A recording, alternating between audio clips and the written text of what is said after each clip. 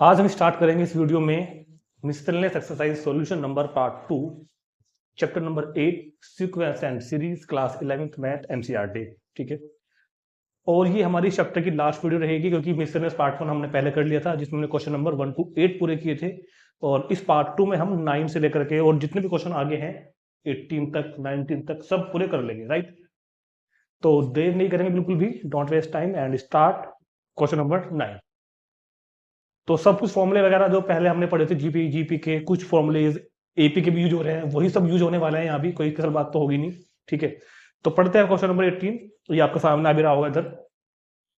A and B are the roots of X square minus 3x plus P is equal to 0। A और B जो है वो roots हैं इस equation के, X square minus 3x plus P is equal to 0 के, and C and D are roots of X square minus 12x plus Q is equal to 0। Clear है बात?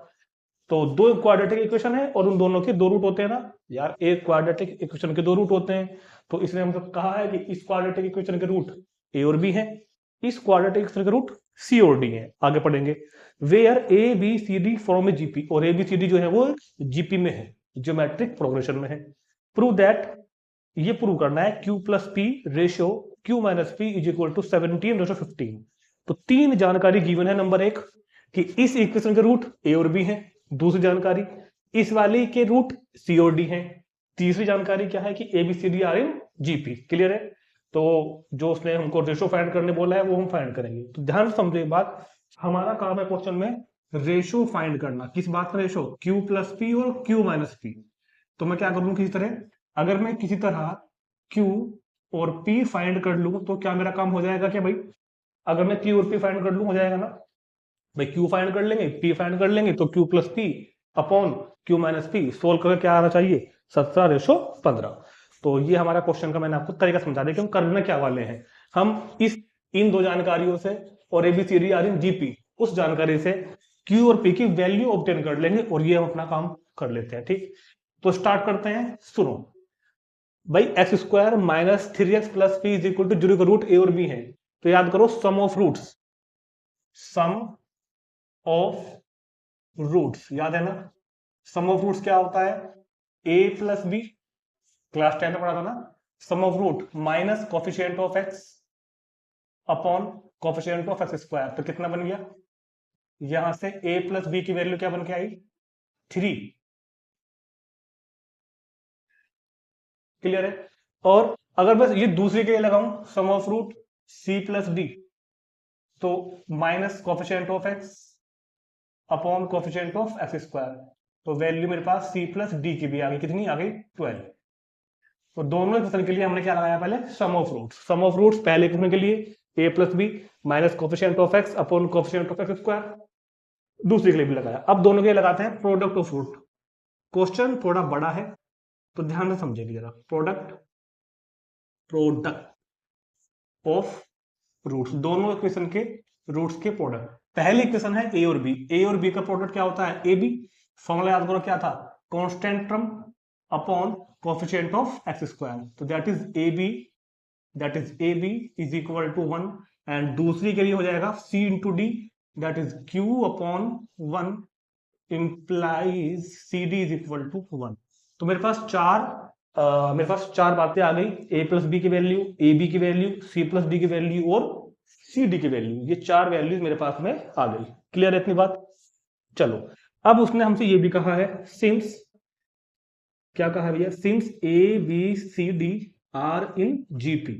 अब अगर A B C D GP में है, अगर A B C D GP में है, ए बी सी डी अगर जीपी में है तो इस जीपी का कुछ ना कुछ तो कॉमन रेशो होगा, इस जीपी का कुछ ना कुछ तो कॉमन रेशियो होगा। हमने कहा let R be the common ratio, let R be the common ratio. हमने कहा आर क्या है? जी का कॉमन रेशियो। और ये चीज हमने पिछली वीडियो के लास्ट क्वेश्चन यानी कि क्वेश्चन नंबर 8 में भी की थी कि अगर एबीसीडी जीपी में है और आर कॉमन रेशियो है तो ए ही होता है, सेकंड टर्म बी क्या हो जाता है? A R, third term C is equal to क्या हो जाती है? A R square, fourth term D is equal to क्या हो जाता है? A R cube. ये हम पहले ही पढ़ चुके हैं कई बार, कोई नई बात नहीं है।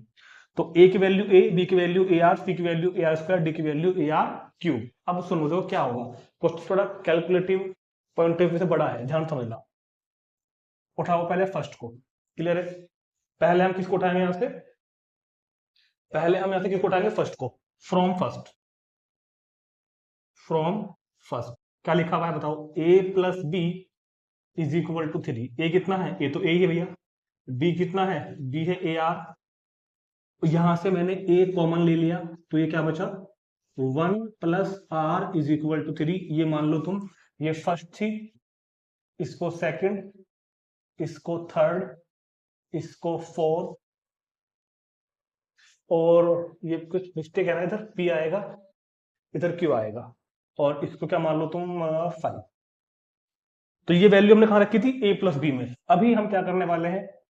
अभी हम क्या करने वाले हैं? इस वैल्यू को रखेंगे हम सी प्लस डी में, same. From second, from second, second क्या है?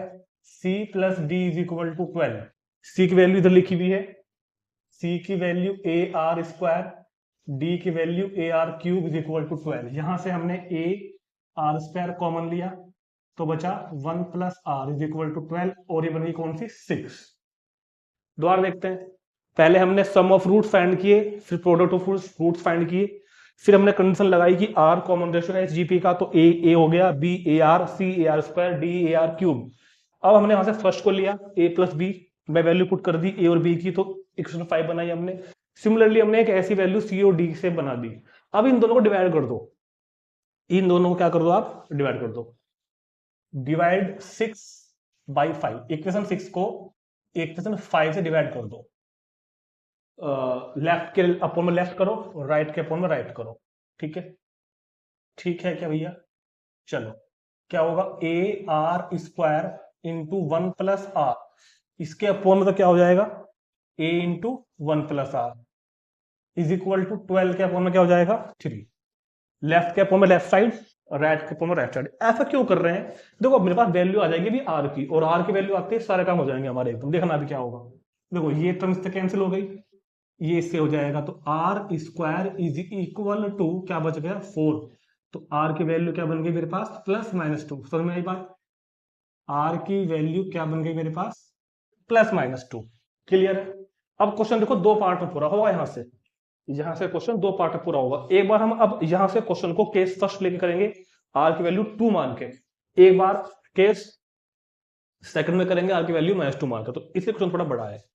तो now if R is equal to 2, अगर आर इज इक्वल टू 2 है, तो इस पर्सपेक्टिव से आगे क्वेश्चन देखते हैं। आर वैल्यू 2 को लेके, -2 को भी नहीं अवॉइड करना, -2 से भी करेंगे बाद में, पहले 2 को लेके करते हैं। चलो जी, अगर हम 2 को लेके करें तो जरा यहां आ जाओ, ठीक है?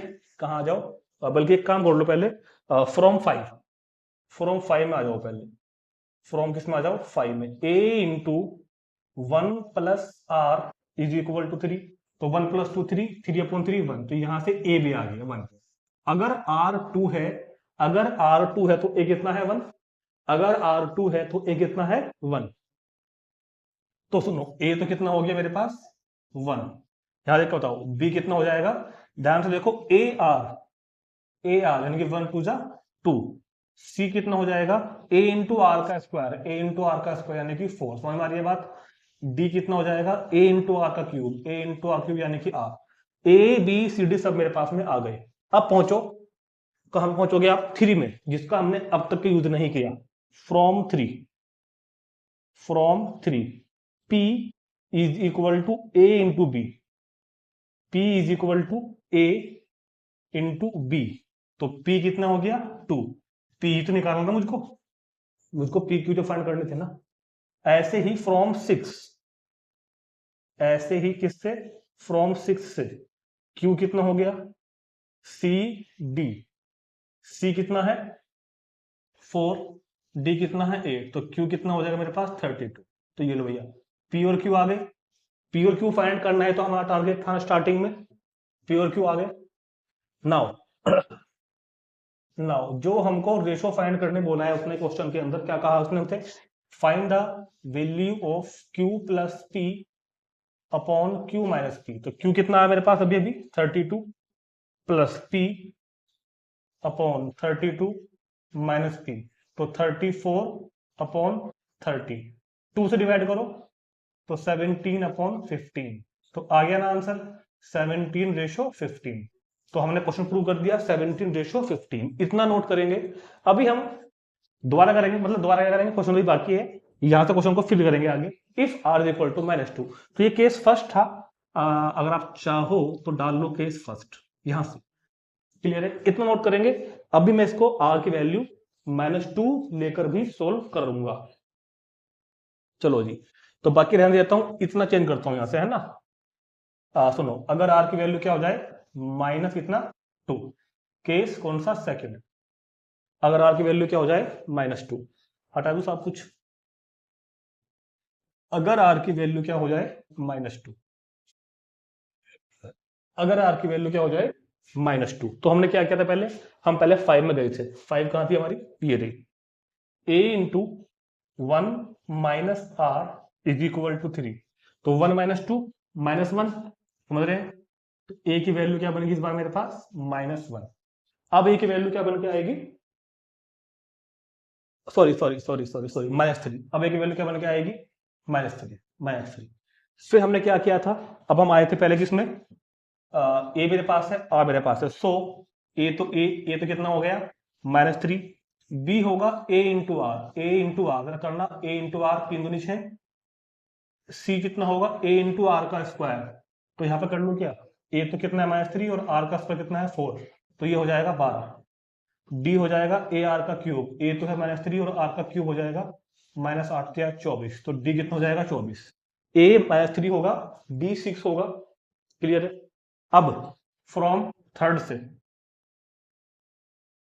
फ्रॉम इक्वेशन थर्ड से, P is equal to A into B, A की वैल्यू -3, बी की वैल्यू 6, तो P इज इक्वल टू 6 3 जा 18, तो P तो हो गया 18।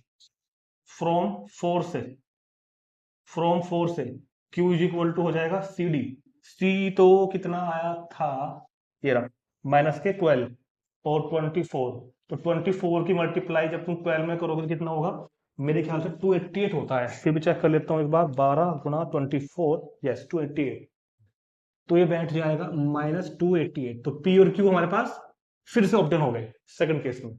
Now Q plus P, Q minus P, तो Q तो कितना है -288 प्लस P कितना है 18, Q प्लस P ऐसे ही अपॉन में Q माइनस P, यानी कि माइनस का 18 है ना, ऐड कर दो, माइनस माइनस प्लस जोड़ेंगे, तो 8 और 8 16, ठीक है, 8 और 8 16, 8 और 1 9 और 1 10 और 3 306, और ये कितना बैठ जाएगा 88 में से 18 का 260, माइनस के कितने 260,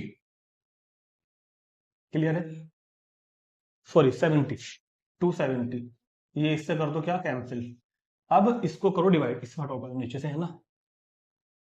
अब इसको आप डिवाइड करेंगे ना, अगर किसको करेंगे डिवाइड, देखो दोनों नंबर इवन है तो 2 से ये डिविजिबल है, 2 से डिविजिबल है। अगर आप इसको 18 से डिवाइड करके देखो एक बार, 18 से, तो 18 एकम 18 कितने बचे 12, 18 निम्मा 18 7 126, और इसको 18 से 15 टाइम कर देगा, कैलकुलेशन है सिंपल।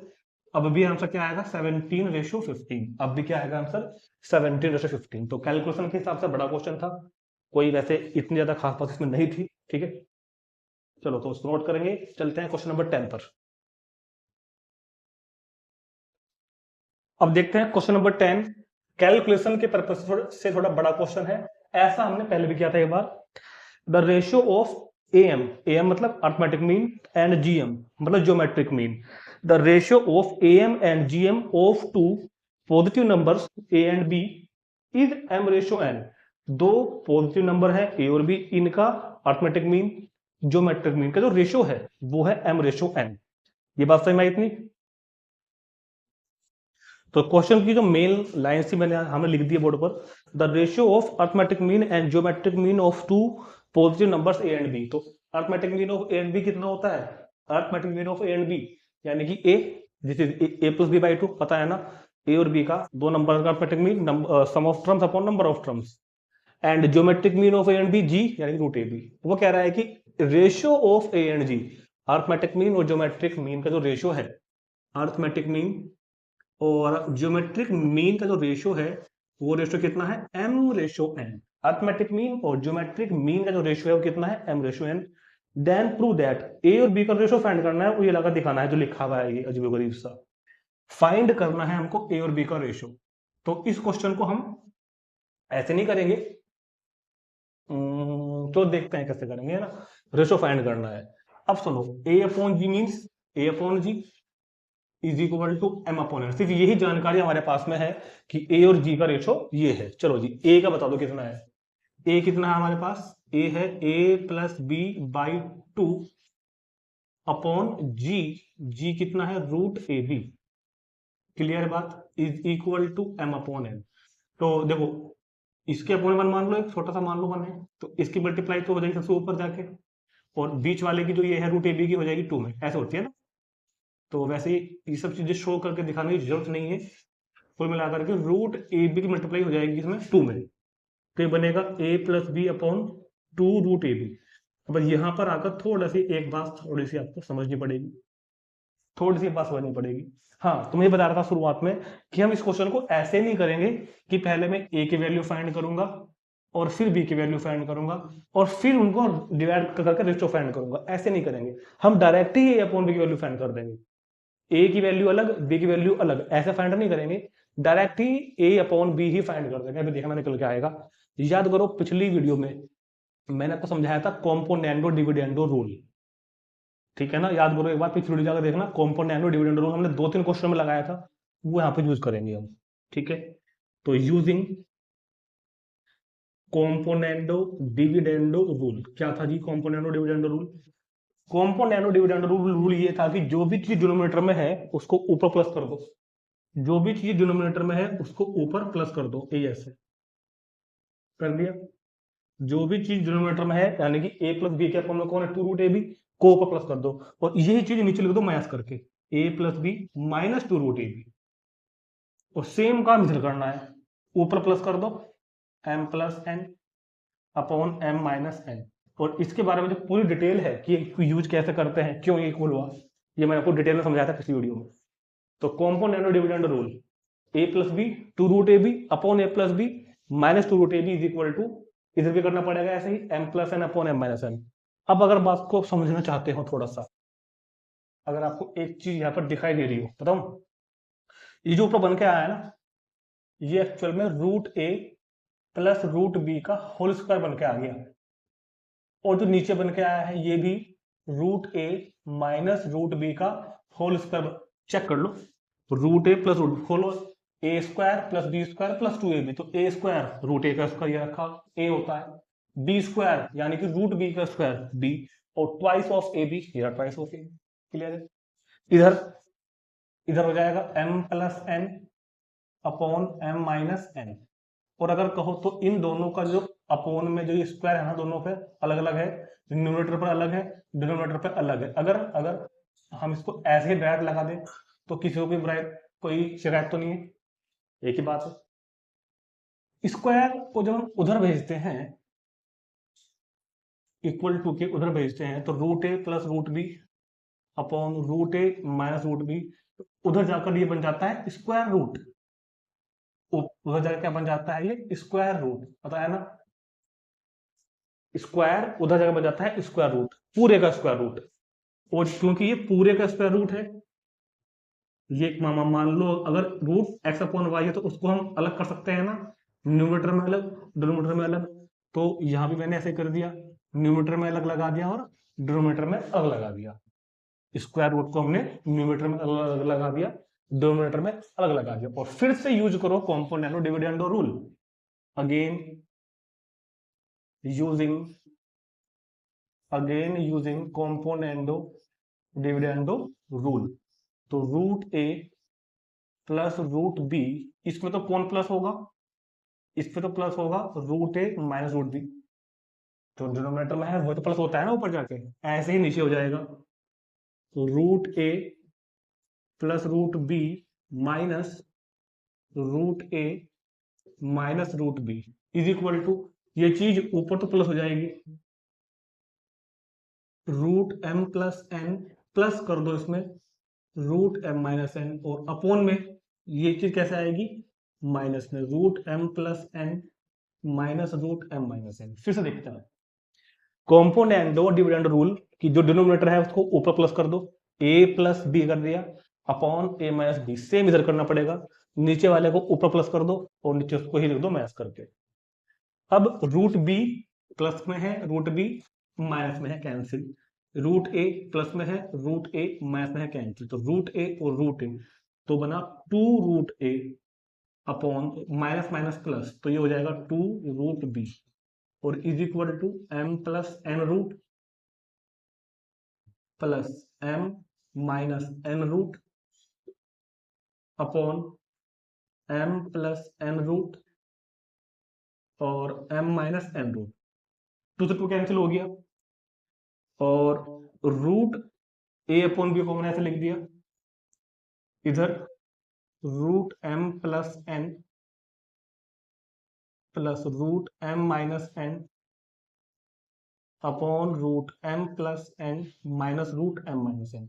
हमारा टारगेट है ए और बी का रेशो फाइंड करना, जो कि अभी नहीं हुआ, अभी रूट बाकी है, अभी रूट बाकी है। तो स्क्वायरिंग बोथ साइड्स कर दो।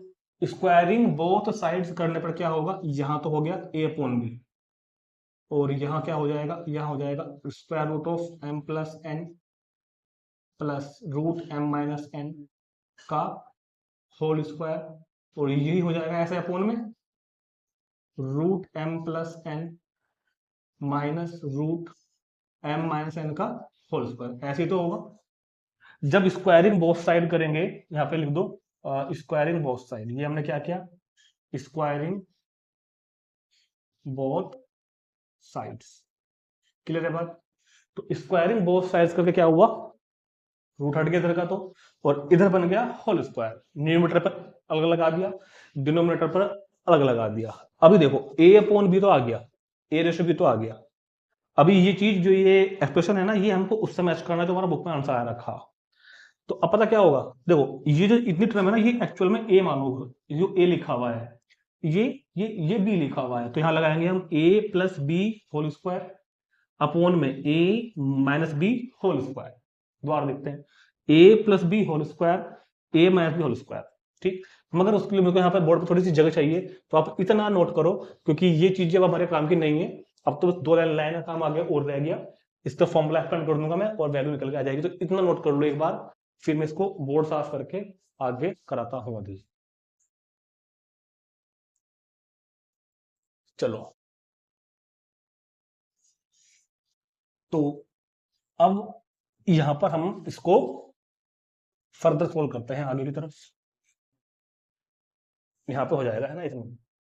तो क्या बात आ गई थी मेरे पास, मेरे पास आ गया था A upon B is equal to, देखो ए प्लस बी का whole square, A square root हट जाएगा, ए स्क्वायर किया हमने प्लस बी स्क्वायर रूट हट जाएगा प्लस टू ए बी, और ये दोनों ए की रूट में आ जाएंगे। अब जब मल्टीप्लाई करोगे तो दोनों ए की रूट में आ जाएंगे, समझ सकते हैं इतनी बात। तो अरे यार A square plus B square plus two A B, ठीक है, ऐसे ही सिमिलरली नीचे हो जाएगा A square plus B square minus to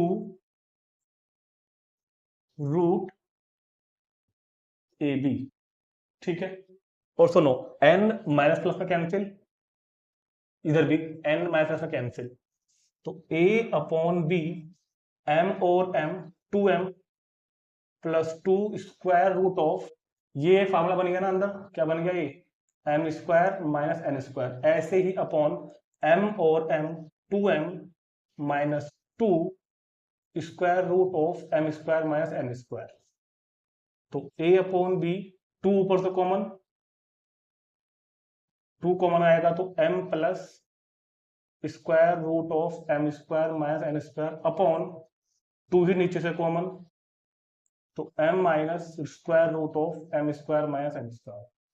to से टू कैंसिल आ गया, तो आ गया आंसर ए रेशो बी, क्या बचा M plus M square minus N square root upon, upon मतलब ratio M minus square root of M square minus N square. यही हमको प्रूव करने का था, यही हमको क्वेश्चन में प्रूव करने का था। तो कुछ नहीं होता इन क्वेश्चन में, कैलकुलेशन बेस्ड क्वेश्चन होते हैं ये वाले, ठीक है। चले अगले क्वेश्चन पर, तुरंत नोट करेंगे। 11th का first, find the sum of the following series up to N terms. 2 part हैं, और ऐसा क्वेश्चन हमने पहले भी जीप में कर चुके हैं हम, इसी चैप्टर में हमने शायद नंबर 2 में हमने किया था चैप्टर, इस तरह क्वेश्चन हमने करे हैं, है ना, एग्जाम्पल भी किए थे हमने। तो ये एक सीरीज लिखी हुई है, फिलहाल ये ना तो एपी है ना ही जीपी है, ये हमने पहले भी चेक किया था। 5 + 55 + 555 एंड सो ऑन, इसको ऐड करना है, सम फाइंड करना है इसका एन टर्म तक का। तो क्योंकि ये एपी तो नहीं है, क्योंकि देखो डिफरेंस तो सेम नहीं आएगा, 55 - 5 50 आ जाएगा, 555 - 55 तो ये 500 आएगा, तो डिफरेंस इज नॉट इक्वल, तो this is not a AP. Similarly, this is not in GP because ratio are not equal, 55/5 is equal to 11 and this upon this 10 point something आएगा, 11 मतलब इक्वल नहीं आएगा, तो ये GP भी नहीं है। तो फिलहाल तो ये ना AP है ना GP है, तो हम sum of N terms of AP या sum of N terms of GP का फॉर्मूला नहीं लगा पाएंगे। पहले हमको इसे किसी एक स्पेशल AP में या फिर GP में कन्वर्ट करना पड़ेगा, ठीक है ना, अभी तो नहीं है ये, कन्वर्ट करके इसका हम ऐड क्या करते हैं, सम फाइंड करेंगे, ठीक है। पहले क्या हमने क्वेश्चन इस तरह का, तो उसके लिए लिखो पहले let S be the sum of, let S be the sum of n terms. हमने मान लिया कि इस सीरीज का, इस सीक्वेंस का, हमने क्या मान लिया कि इस सीरीज का जो n टर्म का जो सम है वो S है। तब इस बात को ऐसे तो लिखोगे, S is equal to 5 + 55 + 555 plus and so on up to n terms. इस बात को ऐसे तो लिखेंगे भी, फिलहाल तो ये जा रही थी इनफाइनाइट तक, हमको ऐड करनी है n टर्म्स तक, तो s is equal to S भी मान सकते हैं, f मान सकते हैं, नो प्रॉब्लम। तो क्या होगा, s मान लिया। अब सुनो, सबसे पहले हमने पहले क्वेश्चन किए ऐसे कई सारे, 5 कॉमन लो हर टर्म में से, 5 कॉमन लिया हमने फर्स्ट टर्म में से, यहाँ क्या बच जाएगा 11, 5 कॉमन लिया हमने सेकंड टर्म में से, यहाँ से हमने 5 कॉमन लिया तो यहाँ बच जाएगा 100, 111 एंड सो ऑन। ये कंटिन्यू प्रोसेस कब तक चलेगा, अप टू n टर्म्स तक। हमने पहले टर्म से लेकर के n टर्म्स तक सब में से 5 कॉमन ले लिया, हर एक टर्म से 5 कॉमन ले लिया, राइट। तो s इज इक्वल टू, अभी क्या करना है, अभी एक स्टेप यहाँ पर ध्यान रखना है, यहाँ पे अलग स्टेप ध्यान रखना है कि ऐसा क्वेश्चन ये 5 में आए, ये 7 में आए, ये 6 में आए, ये 8 में बन के आ जाए, ये 3 में बन के आ जाए, सब में ऐसे करते हैं कि पहले कॉमन निकाल लेंगे, कॉमन निकालने के बाद अंदर हमेशा ये बच के आएगा 111, 111। अब इसको 9 से मल्टीप्लाई और डिवाइड करनी है, किससे, 9 से, 9 से ही करनी है, मल्टीप्लाइंग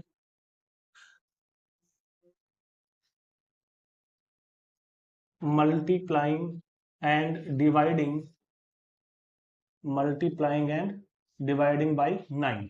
तो s इज इक्वल टू 5/9, देखो ये तो डिवाइड हो गया 9 से, ये तो 9 से डिवाइड हो गया। अब मल्टीप्लाई जो करोगे 9 से, 9 × 1 = 9, 9 से यहां करोगे तो 99, 9 से यहां करोगे तो 999, और अप टू कहां तक करोगे, n टर्म तक। ये मल्टीप्लाई हमने कहां तक करी, अप टू n टर्म्स तक। कुछ बच्चे क्या करते हैं, इस वाले n को भी मल्टीप्लाई कर देते हैं, यहां पर लिख देते हैं 9n। ये नंबर ऑफ टर्म है, ये वैल्यू ऑफ टर्म है, तो हम टर्म की वैल्यू मल्टीप्लाई कर रहे हैं, टर्म की जो नंबर है उसको थोड़ी मल्टीप्लाई कर रहे हैं।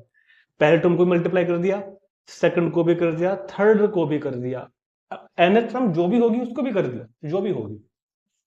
अच्छा, हम ये काम कर क्यों रहे हैं, हम इसको एपी या जीपी बनाने की कोशिश कर रहे हैं खाली, जो कि बन चुकी है इस लाइन में।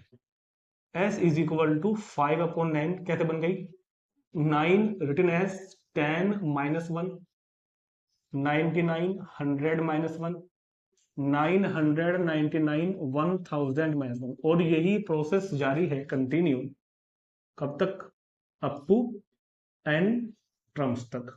Clear, s is equal to 5/9, देखो first bracket, second bracket, third bracket, और ये ब्रैकेट कितने हैं, n ब्रैकेट है। हमने हर ब्रैकेट में से फर्स्ट टर्म उठाई, क्या उठाई, फर्स्ट टर्म, यहां से 10 उठाया, यहां से हमने 100 उठाया, यहां से हमने 1000 उठाया, और कब तक उठाते चले गए हम इस चीज को, up to and from, up to and from.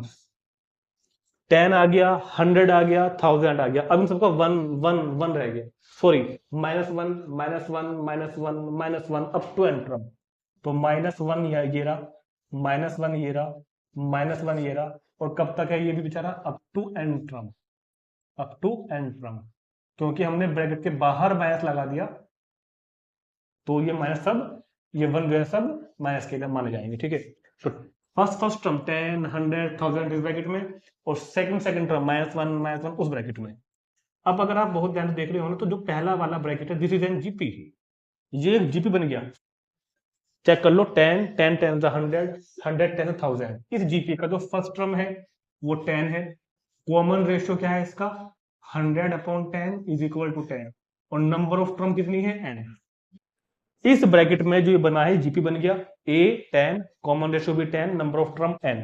तो क्या फॉर्मूला था, a into r power n -1 upon r -1, N sum of n term of GP, a into r power n -1 upon r -1, minus 1 + 1 + 1 + n time. जब हम 1 को n time add करते हैं तो n आता है, पता है ना भाई, 1 को जितनी बार ऐड करोगे वही तो आएगा। 1 को 3 बार ऐड करोगे 3 आएगा, 1 को 10 बार ऐड करोगे 10 आएगा, 1 को हमने n टाइम ऐड करो तो 1 n आ गया। और finally s is equal to 5/9 into 10 power n -1 upon 9 -n। चाहे तो यहां छोड़ दो आंसर, या इसकी मल्टीप्लाई कर दो अंदर, 5 10 जा 50, 9 9 are 81 into 10 power n -1 minus 5/9 5n/9, sorry, this is answer. यही क्वेश्चन का आंसर होगा, आगे सॉल्व नहीं होगा, यही छोड़ देंगे इसको, ठीक है। तो इंपॉर्टेंट क्वेश्चन था, ऐसा क्वेश्चन हमने पहले भी किया है, अक्सर एग्जाम में आ जाता है, ठीक। इसका सेकंड पार्ट भी लगभग कुछ कुछ ऐसा ही है थोड़ा सा, उसको भी करेंगे अभी, इसको नोट करेंगे पहले। देखो अब लिखा हुआ है 0.6 0.66 0.666, तो let s be the sum of n term. तो मैं लिख देता हूँ 0.6, थोड़ा सा छोटा हो, 0.6 plus 0.66 plus 0.666 plus up to कहां तक, n टर्म्स तक, ठीक है। वही काम करके हमने पहले किया था, 6 कॉमन ले लो, 6 कॉमन लिया तो 0.1 0.11 0.111 प्लस कब तक, अप टू n टर्म्स तक, मल्टीप्लाई एंड डिवाइड बाई 9, 6 को 9 से डिवाइड किया और मल्टीप्लाई जब करोगे अंदर तो 0.9 0.99 0.999 plus up to n terms. अब 6/9, क्या हम 0.9 को 9/10 लिख सकते हैं क्या, 0.99 को 99/100, 0.999 को 999/1000 up to n terms. Similarly अब थोड़ा सा इसको काट दो, 2/3 बचेगा, 9/10 राइट एज 1/, ये बताओ क्या, 9/10 को ऐसे लिख सकते हैं कि हम 9/10 को 1 - 1/10, चेक कर लो इसको, जब आप सोल्व करोगे ये निकल के आएगा, ठीक है। ऐसे ही 99/100 को 1 - 1/100, 999/1000 को 1 - 1/1000, प्लस ऐसे हमने इसको सभी तक सभी को कहां पर लिख दिया, up to n terms, up to n terms. इसको ये लिख दिया हमने, इसको ये लिख दिया हमने, इसको लिख दिया। ये हम क्या कर रहे हैं, एपी या जीपी बनाने की कोशिश में लगे हुए हैं। अब हर एक ब्रैकेट का फर्स्ट टर्म क्या क्या है बताओ, इस वाले ब्रैकेट का फर्स्ट टर्म 1 प्लस अगले में 1 प्लस उससे अगले में 1 एंड सो ऑन, कब तक, एंड सो ऑन कब तक, up to n terms, minus minus ये इसका फर्स्ट टर्म 1/10, इसका फर्स्ट टर्म 1/100, इसका फर्स्ट टर्म 1/1000 अप टू कहां तक, n टर्म्स तक। तो हमने क्या किया, पहले टर्म एक ब्रैकेट में, अगले टर्म दूसरे ब्रैकेट में, और ये पिछले वाले की तरह फॉर्मूला बन गया। कैसे बन गया देखो, 2/3, 1 + 1 + 1 + 1 + up to n term n आ गया, और ये बन गई जीपी। चेक कर लो, इस जीपी का जो फर्स्ट टर्म है a is equal to 1/10, common ratio आएगा सेकंड टर्म को डिवाइड करो फर्स्ट टर्म से, सेकंड टर्म को डिवाइड करो फर्स्ट टर्म से, तो रेशो हो जाएगा 1/10, और नंबर ऑफ टर्म कितनी है, n की वैल्यू n हो जाएगी। लगाओ formula a into 1 minus R की power n upon 1 minus R, ठीक है। तो finally 2/3 n minus minus 1/10, 1 minus 1/10 to the power n upon 10 minus 1 तो 9/10, ये इससे कैंसिल हो गया। तो 2/3 इंटू n माइनस 1/9 बचा, 1/9 इंटू 1 माइनस 1/10 पावर। अब चाहे तो यही छोड़ दो या इसको मल्टीप्लाई कर लो अंदर, 2/3 n में करी, 2 1 जा 2, 3 9 जा 27, 1 माइनस 1/10 पावर 9, यही इसका आंसर होगा फाइनल, ठीक है। तो दोनों क्वेश्चन बिल्कुल सेम थे। अच्छा, ये कैसे भी आ सकता है, 0.6 में है ये तो 0.3 में आए, 0.5 करके आए, या 0.7 की सीरीज में आए, करना सबको ऐसे ही पड़ेगा भाई। दो लाइन सेम होती है फिर तो सब में कॉमन लेके अंदर ये बन जाता है, ठीक है। नोट करेंगे। Question number 12, find the 20th term, 2 into 4 plus 4 into 6 plus 6 into 8 plus N terms. ये एक सीरीज लिखी हुई है, हमको इस सीरीज का nth टर्म बताना है, फाइंड द 20th टर्म बताना है, फाइंड द 20th टर्म। देखो नंबर एक बात तो ऐसे क्वेश्चन पहले होते थे, क्योंकि पहले हमारे पास सिलेबस में मिसलेनियस सीरीज के नाम से अर्थ, उसको बोलते थे अर्थमेटिको ज्योमेट्रिको सीरीज, इस तरह से एक सीरीज और होती थी, वो टॉपिक ऑफ सिलेबस से खत्म कर दिया उन्होंने। तो क्वेश्चन तो एक्चुअल में उस सीरीज का है, फिर भी हम इसको कर लेंगे क्योंकि बुक में दे रखा है हमें। इस क्या कहते हैं कि इस सीरीज का 20th टर्म फाइंड करना है, चाहे कोई सा भी टर्म फाइंड करना हो, nth फाइंड करना हो, 20th फाइंड करना हो, कैसे करेंगे। कुछ बातें ध्यान रखनी। नंबर एक बात, कभी भी इस तरह के क्वेश्चन में ना इन टर्म्स की मल्टीप्लाई नहीं करनी, मल्टीप्लाई नहीं करनी। कभी आप सोचो कि भैया 2 चौक 8 और 4 चौक 24 और ऐसे लिख दो उसको करके, ऐसे कभी नहीं करना, ये कोई सीरीज बन के नहीं आएगी, ऐसे जैसे लिखी ऐसे लिखी रहेगी। दूसरी बात, टर्म का जो नंबर चेंज होगा वो प्लस के बाद चेंज होता है, प्लस के बाद चेंज होता है या माइनस के बाद। मल्टीप्लाई में नंबर चेंज नहीं होगा, ये फर्स्ट टर्म है, ये सेकंड टर्म है, ये थर्ड टर्म है। मल्टीप्लाई में नंबर चेंज नहीं होगा, नंबर चेंज कब होगा, प्लस के बाद। 2 into 4, ये पूरी एक ही टर्म है, ऐसा नहीं कि ये एक टर्म है ये दूसरी टर्म है, नहीं, ये पूरी एक टर्म है, ये सेकंड टर्म है, ये थर्ड टर्म है। हमको फाइंड करनी है 20th टर्म, ठीक है। तो सुनो, पहले हम फाइंड करेंगे nth टर्म, जो तरीका है, पहले हम फाइंड करेंगे nth टर्म और उसमें n की वैल्यू 20 पुट कर देंगे तो बन जाएगी 20th टर्म। तो nth टर्म, देखो nth टर्म फाइंड करने का क्या तरीका है, nth टर्म इन सबके पहले पहले पकड़ो, 2 4 6, तो nth, बल्कि ऐसे मत लिखो, ऐसे लिखो, nth term of given series, ऐसे लिखो, nth term of given series, nth term of given series. Given series का जो nth टर्म होगा वो होगा nth टर्म, वो होगा nth टर्म ऑफ जो जो फर्स्ट जो पहले पहले हैं 2 4 6, और क्योंकि मल्टीप्लाई लगी हुई है तो nth टर्म ऑफ,